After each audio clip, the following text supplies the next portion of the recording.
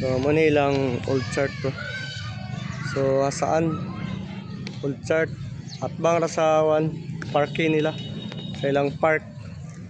So karaan kayo ang mga yang structure. Oh. Grabe kay ka lantaw na to sa panisya nga tuig atong lantawon. So muning simbahan sa Hasaan ipinatayo ng mga paring Agustino Recolito ang unang simbahan sa Aplaya.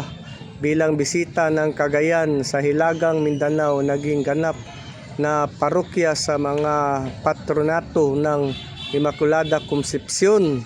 So 1830 inalipat ang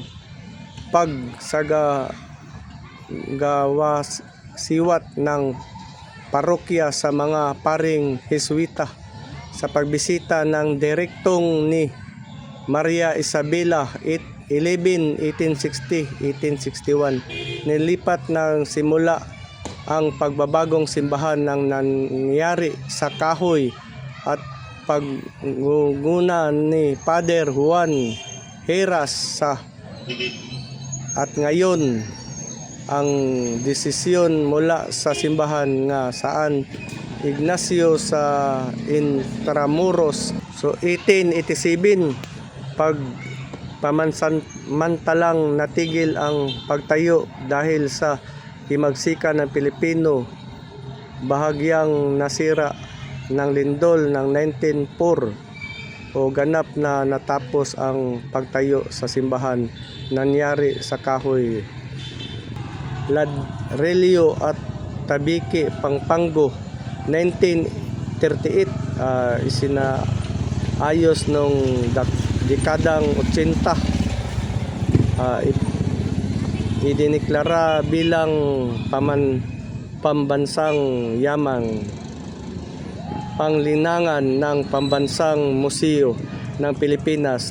2001 muling nasimula ang pag-ayos at ibinabalik sa original na disenyo ng paggawa ng Hasaan Paris Restoration Development Committee. So 2013 morning sulod sa so kahoy gid sa karaan kayo. Karaan kay kintaas so dos andanas ya murag 3 andanas. So kahoy, so dita kasulod kay sirado. So aton lang dirin lang ta sa gawas. So kahoy yang kuan, mga bricks dayon no, tanawa oh. Bricks. Anto dire sa oh. Sa gawas. So tres andanas dayang kanao. Murag dito sa Kampanam so na siya. So mana yang kuan karaan grabe magguwang pagi kayo sa atong mga ginikanan. Karaan kayo Hasaan, Misamis Oriental.